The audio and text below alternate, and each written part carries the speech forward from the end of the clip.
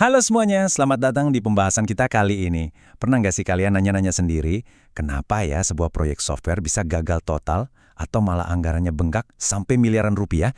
Nah, jawabannya hampir selalu bermula di satu fase yang super krusial, tapi anehnya paling sering banget diabaikan. Kita ngomongin soal analisis sistem. Ini tuh proses fundamental yang udah harus kejadian jauh sebelum developer ngetik satu baris kode pun. Bisa dibilang, ini adalah cetak biru dari segalanya. Oke, mari kita selami topik ini. Ada yang namanya hukum pertama Bohm, yang dirumuskan sama pionir rekayasa perangkat lunak. Hukum ini ngerangkum realitas yang cukup pahit di industri kita. Intinya begini, kesalahan itu jarang terjadi pas kita lagi asik coding. Kesalahan justru paling sering muncul pas kita lagi ngerancang dan nentuin apa sih yang sebenarnya dibutuhin sama sistem ini. Dan yang paling bikin merinding itu pertaruhan finansialnya. Kalau kalian baru nemu bug atau error desain setelah softwarenya live, biaya perbaikannya itu bisa puluhan sampai ratusan kali lipat lebih mahal dibanding kalau ketahuannya pas tahap analisis. Serius, perencanaan awal yang berantakan tuh bisa banget bikin perusahaan bangkrut. Nah, buat ngindarin bencana semacam itu, ini dia peta jalan eksplorasi kita hari ini. Pertama, kita bahas harga dari kebutuhan yang buruk. Kedua, mendefinisikan fungsi sistem. Ketiga, mengumpulkan informasi yang tepat. Keempat, mengoptimalkan proses dunia nyata. Kelima, mengatasi faktor manusia. Dan terakhir yang keenam, UML sebagai cetak biru universal. Langsung aja masuk ke bagian pertama, harga dari kebutuhan yang buruk. Prinsipnya sederhana banget, mirip kayak petuah tukang kayu zaman dulu, ukur 2 kali, potong sekali. Di dunia software, tugas analis itu bukan buat bikin diagram yang kelihatan keren, tapi buat nyegah proyek gagal berantakan. Lanjut ke bagian 2, mendefinisikan fungsi sistem. Di sini kita bakal lihat bedanya kebutuhan mutlak versus spesifikasi. Biar nggak bikin kesalahan mahal kayak yang kita bahas tadi, seorang analis tuh harus jago misahin apa yang benar-benar dibutuhin bisnis. Ingat ya, bukan apa yang mereka pengen, tapi apa yang mutlak harus dilakuin sistem. Dan ada garis batas yang tegas banget buat dua hal ini. Di satu sisi, ada kebutuhan fungsional. Ini fungsi harfiahnya. Kayak sistemnya bisa nyari inventory nggak? Bisa ngeprint? Itu aksi intinya. Tapi di sisi lain, kita punya kebutuhan non-fungsional. Ini bukan soal apa yang dilakuin, tapi gimana sistemnya beraksi. Secepat apa dia ngerespons? Bisa nggak loading di bawah 7 detik? Aman nggak protokolnya? Coba bayangin kalian punya fitur search yang canggih banget. Tapi kalau butuh waktu 2 menit cuma buat loading, ya tetap aja itu produk gagal di mata pengguna kan?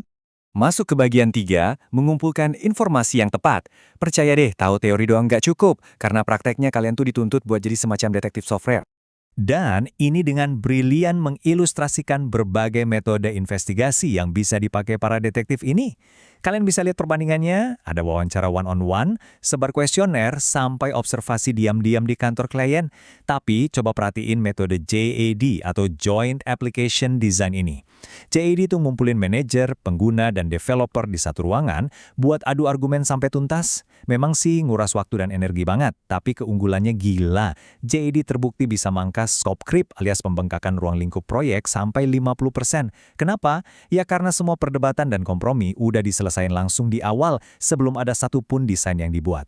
Kita geser ke bagian 4, mengoptimalkan proses dunia nyata. Udahan dulu teorinya, kita bakal bedah langsung studi kasus dengan risiko hidup dan mati, proses bisnis di unit gawat darurat atau UGD. Coba deh kalian perhatiin pemetaan proses awal yang kacau balau ini. Ini yang biasa kita sebut kondisi as is. Alur kerjanya tumpang tindih parah. Pasien masuk, laporannya diterima, terus tenaga medis dikirim pakai berbagai ambulans, balik lagi cuma buat ngurusin otorisasi dokumen.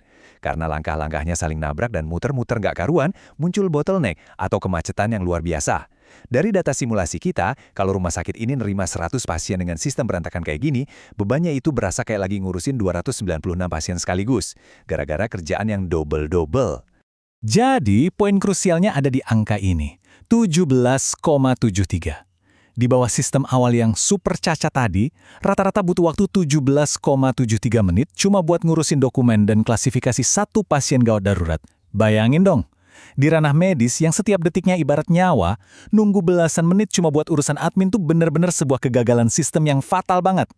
Tapi disinilah keajaiban otomatisasi bekerja. Kita masuk ke skenario to be, masa depannya. Di sini, analis nerapin yang namanya Business Process Automation. Mereka nggak perlu ngerombak seluruh prosedur rumah sakit, cukup cari satu titik lemah utama, yaitu tahap klasifikasi triase. Dengan nyelipin sistem cerdas buat bantu perawat nentuin prioritas, tugas yang tadinya ngabisin waktu 5 menit yang berharga langsung dipangkas habis, jadi cuma 1 menit aja. Dan efek dominonya sungguh luar biasa. Cuma gara-gara satu langkah itu diotomatisasi, total waktu proses per pasien anjlok drastis jadi 8 menit doang. Gila nggak tuh? Sistem ini secara harfiah motong waktu tunggu jadi setengahnya. Pasien tertangani lebih cepat, tenaga medis nggak gampang burnout, dan yang paling penting bisa nyelamatin lebih banyak nyawa. Ini baru yang namanya game changer. Oke, sekarang masuk ke bagian 5, mengatasi faktor manusia. Di balik semua diagram dan data yang barusan kita lihat, ternyata ada kejutan besar di dunia analisis sistem ini. Kita tuh lagi berhadapan sama psikologi manusia. Hambatan pertama ini pasti relate banget buat kalian yang sering ngadepin klien. Namanya sindrom ya tapi. Reaksi psikologis yang wajar banget, pas kita pamerin software baru ke user, mereka pasti heboh. Wah, gila, keren banget. Tapi, cuma butuh hitungan detik sampai pujian itu berubah jadi rentetan tuntutan yang di luar skop. Ya, ini bagus sih, tapi bisa nggak tambahin tombol kedap-kedip di pojok situ? Tapi gimana kalau dia bisa integrasi ke sistem ABC? Nah loh, pinter-pinter ngelola ekspektasi yang terus membengkak ini adalah kunci survival seorang analis. Terus ada lagi yang namanya sindrom reruntuhan yang belum ditemukan. Ini tuh analogi yang puitis, tapi bikin stres.